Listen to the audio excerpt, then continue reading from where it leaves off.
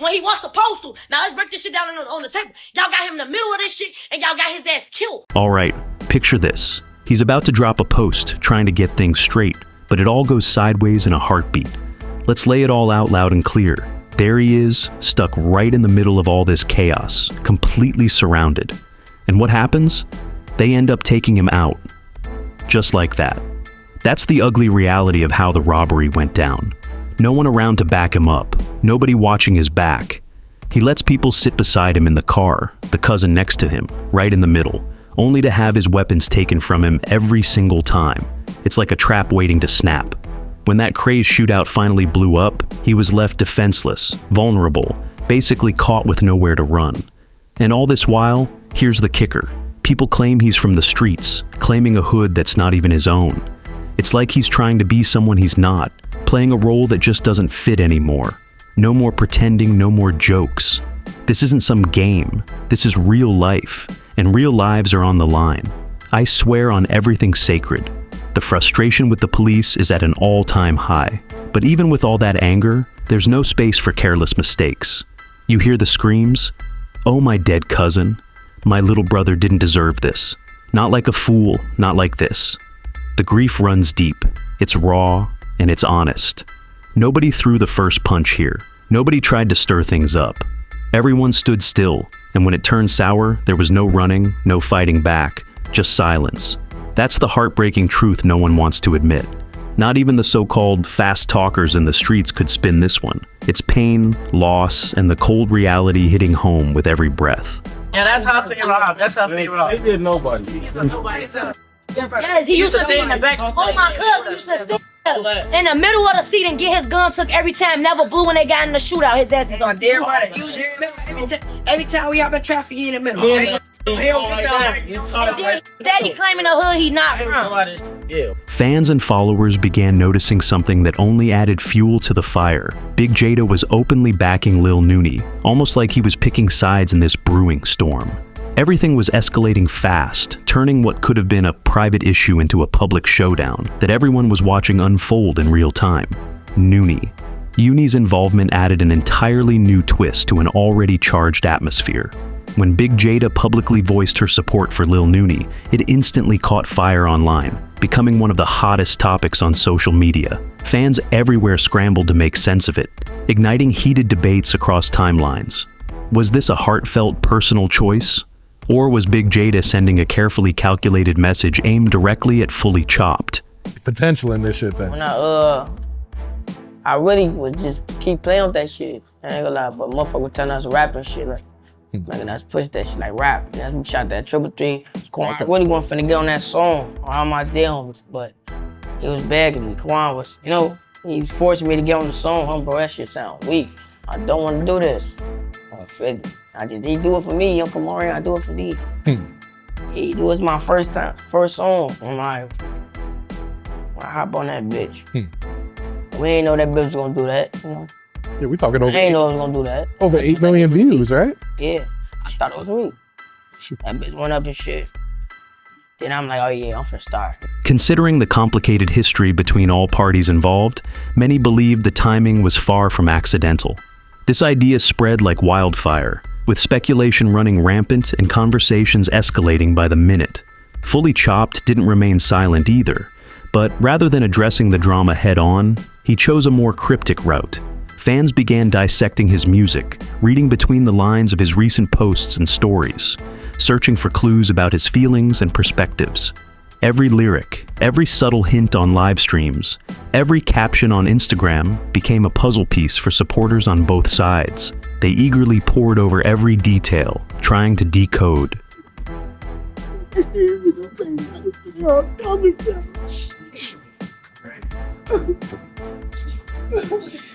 Now you can go to the crib right quick? Yo ass trying to be funny like no more 50. I swear to God, on my... And fuck the police, that the police right here. On my dead cousin, my little brother went out born. On my dead cousin, on my daughter head, my little brother did not go out like no goofy. It's merch.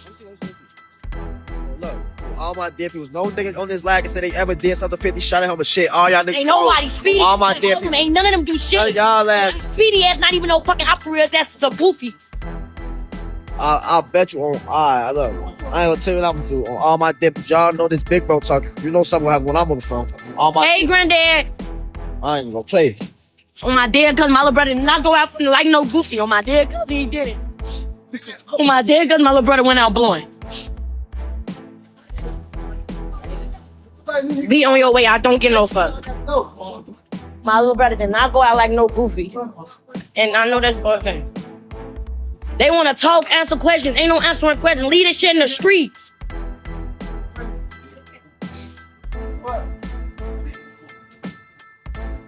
Can't nobody say my little brother went out like no goofy. I don't care. He went out blowing his gun. Most of you niggas didn't go out blowing shit. All right, bro. I did. Come on, man. Come on.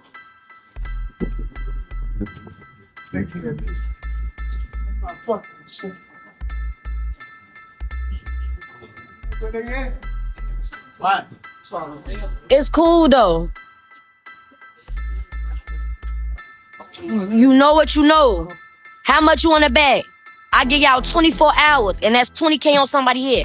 I give y'all last 24 hours. I bet y'all whoever did whatever be killed. I'm done talking now. On my dead cousin, y'all know I'm not no bap. When I put anything on somebody here, and Speedy ass keep trolling, it's gonna be 30K on his head, and I bet you he be dead by tonight. His ass keep trolling, his ass gonna be dead. The voice in the clip was sharp, dripping with frustration and disbelief. Then came the phrase that had everyone stopping in their tracks. Oh my dead brother. It wasn't just a random expression. It quickly became a loaded, almost sacred declaration. The speaker warned firmly, "Don't you ever ask us about that. Never." It hung in the air like a solemn boundary no one was allowed to cross. And then, an outright challenge. "I'm done with your nonsense. Don't drag my name through the dirt anymore. You lied about me, so shut it." This intense back and forth, captured in raw, unfiltered clips, exploded across platforms, TikTok, Instagram, YouTube, buzzing non-stop in feeds everywhere. Fans and critics alike hit replay, dissecting every word, every pause, trying to decode the true meaning behind the anger and the mysterious phrase, "Oh my dead brother." Keep on talking about you, bro. Like, why your name is in all they songs? Shit. I guess the $1 million question is, how Lil Nooney ain't get hit? Man, we high as hell, man. Just think, man.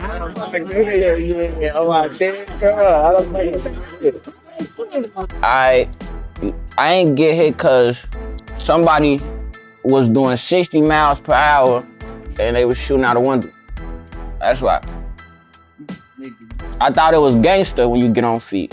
Right. But shit. That we gonna change the subject. Sorry. Yeah, we really gotta change the subject now. The shark bit is. Was it a powerful declaration meant to draw a line, or was it simply a fleeting outburst blown out of proportion? The debate only grew wilder as each new upload spread like wildfire, sparking fierce online discussions. Steady claiming the hood we not from. Let us confirm. It's not from Bloodhound. That's some real shit. This somebody from Bloodhound. That's some real shit. We ain't gonna say who it is, though. That's a real. Because the That's fans a want to real know fake. too, like, damn, when did y'all get beef with Bloodhound? No. Look. Y'all gotta clear that up. Cause he's not from Bloodhound. Comments flooded in from all sides, sparking heated arguments, some defending the sincerity of the statement, others insisting people were twisting a moment out of context. But one thing was clear. This wasn't just a simple spat anymore. It became a social media phenomenon.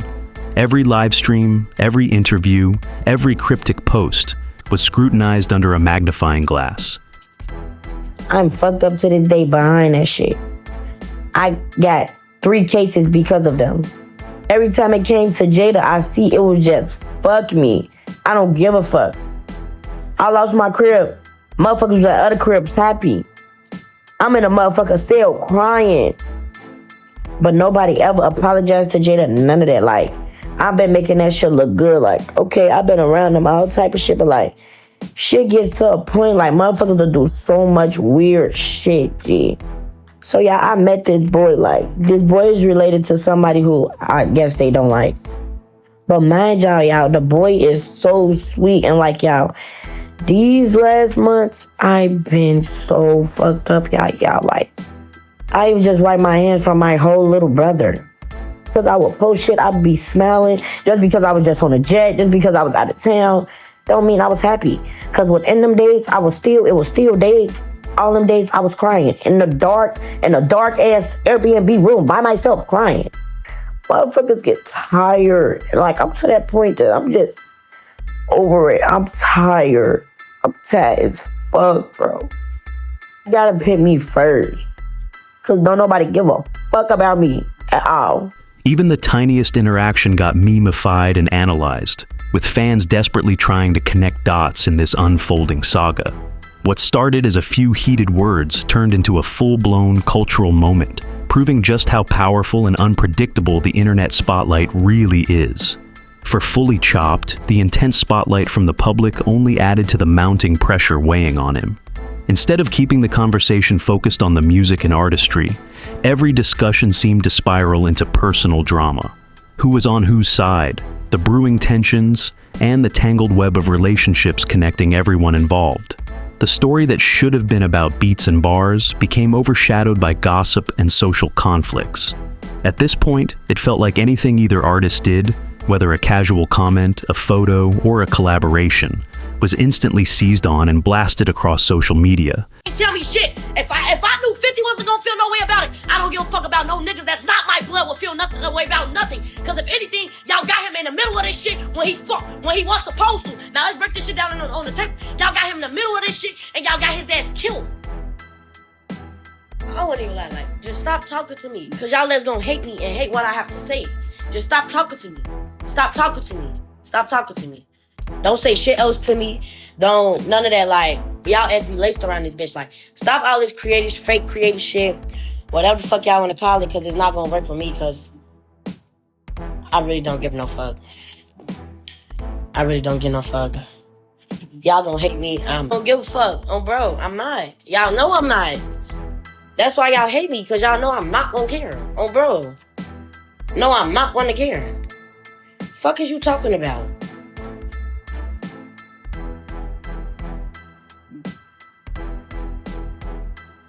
When you niggas handle some business or do whatever the fuck y'all always talking about y'all doing, and not a nigga who just to be cool with somebody, to try to lock in with somebody to get one of y'all homies killed, that's when y'all could talk to me. Until then, don't say shit to me on everything I love. Fuck is you talking about? All that on this, on... Fueling viral debates and fan speculation. What originally seemed like a close-knit circle had shifted drastically. The internet, as relentless as ever, refused to let anyone forget these changes. Fully Chopped later dropped a cryptic yet pointed message on his Instagram story. PSA, whoever was on that stage with the ops, your shit dissed. This wasn't just casual shade. Many fans read it as a definitive break, a clear declaration that he was officially cutting ties. The shock was real. People struggled to wrap their heads around the fact that someone who once spent so much quality time around PGF and the familiar faces now appeared publicly alongside people who had openly criticized Jada's own brother. Where you didn't do shit. On all my damn Fuck 50, you didn't do shit. Didn't do your ass yesterday, you ducked your shit. Get your bitch ass out of here. Wait. You not on shit. Wait, I got messages. On 50, the whole walk down game ducked me. On 50, the whole walk down ducked me. Women, look, the whole walk down ducked me on Sosa. Noonie ducked it to my out of town. On 50, Noonie ducked it to my out of town on Sosa. This shit real on 50. Now I'm moving pinning your ass at the bottom. You just lied on 50. You're not marching on no more. It wasn't just a falling out. It was a seismic shift that sent waves through both their circles. From that moment onward, the public feud escalated dramatically, taking on new layers of intensity and fueling a back and forth that played out like a real-life drama unfolding in real time. Jada kept showing up around Lil Noonie and Fully Chopped, making it pretty clear she was stepping away from Lil 50 and distancing herself from him. This only fueled the fire online. Social media exploded with heated discussions as fans and followers on both sides jumped headfirst into the debate, defending their favorite rapper and questioning the other's actions. The story wasn't just a passing moment, it stayed hot and trending, with new comments, theories, and reactions pouring in daily. But What's often missed is that all this tension didn't just appear out of nowhere. Long before this drama blew up, there was an undercurrent of conflict simmering beneath the surface. Jada herself had opened up about the heavy toll her ties to PGF took on her life. She revealed in candid moments that her connection to the group contributed to some deeply challenging personal struggles, losing her home and even spending time in custody. The weight Fully chopping them live. This not that. Y'all diss my little brother. Fuck on. It's not that. I'm not none of them bitches that's gonna get with y'all. I don't give a fuck if I'm not cool with them. Y'all better go over there with them other hoes, not me. Oh yeah. of those setbacks painted a picture of someone trying to pick up the pieces amid a backdrop of difficult circumstances. In one heartfelt video, Jada expressed that she truly thought her brother would understand her decisions. She said she wasn't worried about anyone else's opinions when it came to her relationship with Lil Nooney because she trusted her brother wouldn't hold it against her. Jada went even further to explain that Lil Nooney didn't start off with any issues toward Lil 50.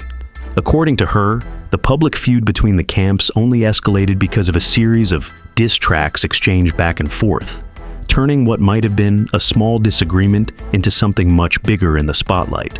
What made the situation even more layered was Jada's suggestion that PGF wasn't blameless, that they too played a part in how everything eventually unfolded. This statement didn't just raise eyebrows, it sparked another wave of opinions swirling across social channels. Fans split once again, some siding with Jada's viewpoint and others firmly standing against it, which only made the conversation more intense and divided. The drama was far from over, and every statement sent ripples through the online community, keeping everyone on edge and eagerly awaiting what would come next. Opinions were sharply divided. Some listeners resonated with her side of the story, feeling her explanation shed light on the mystery, while others weren't convinced at all, arguing that her version didn't quite fit with what had unfolded publicly. This clash of interpretations quickly ignited a wildfire of debate that spread across the major platforms. YouTube, TikTok, Instagram. Content creators, influencers, and fans alike poured over every word, dissecting statements and examining the nuances to get to the truth beneath the surface. As the online conversation escalated, both camps gained momentum, drawing in waves of new attention from people eager to get involved. Older interviews, archived live streams, and long-forgotten social media posts resurfaced, creating a puzzle that viewers eagerly tried to piece together. Every detail mattered, every timeline discrepancy, every subtle facial expression, every cryptic comment was scrutinized, turning the story into a complex narrative that seemed to evolve with each new clip. It was as if the slightest new piece of content reignited the fire, sparking fresh rounds of heated discussion that made it nearly impossible for the topic to just die down. Meanwhile, Fully Chopped continued to pour his energy into his music, focusing on building his career rather than directly addressing the drama. Yet, the personal tension hung over everything like a shadow. Fans and critics alike couldn't help but tie every new post or release back to the ongoing dispute. Was that track a response? Was this Instagram story a hint? The speculation was relentless, fueling the story into something far bigger than just a private disagreement. Soon, it transcended a simple quarrel, transforming into one of the most riveting and closely watched sagas in Chicago's drill music scene. Everyone was on edge, waiting, wondering what the next move would be, and anticipating how this story would unfold next. The community was hooked, and no one wanted to miss what came next. As time went on, the tension between Fully Chopped and Jada reached a boiling point. What had been simmering beneath the surface finally erupted into a fierce confrontation, with Fully Chopped openly expressing his frustration and disappointment. He was determined to speak to Jada directly about her choice to spend time with people he regarded as rivals, individuals he felt were not only disloyal, but also a threat to their once tightly knit circle.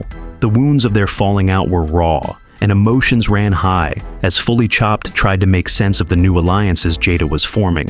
Not long after this initial confrontation, the drama unfolded further on Clubhouse, where the two found themselves in an intense public back and forth.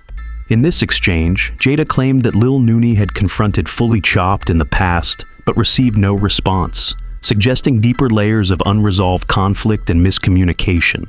This moment highlighted just how far apart they had drifted, from people who were once inseparable to now standing firmly on opposite sides of a very public and painful divide. What's truly striking about this story is how a once solid friendship, one filled with shared memories and trust, has transformed into one of the most talked about rifts within their community. Jada's new associations with FullyChop's rivals only add fuel to the fire, keeping fans and followers hooked, eager to see how this drama will unfold next. The situation remains a hot topic, sparking debate and conversation, as everyone waits for the next chapter of this rivalry to reveal itself.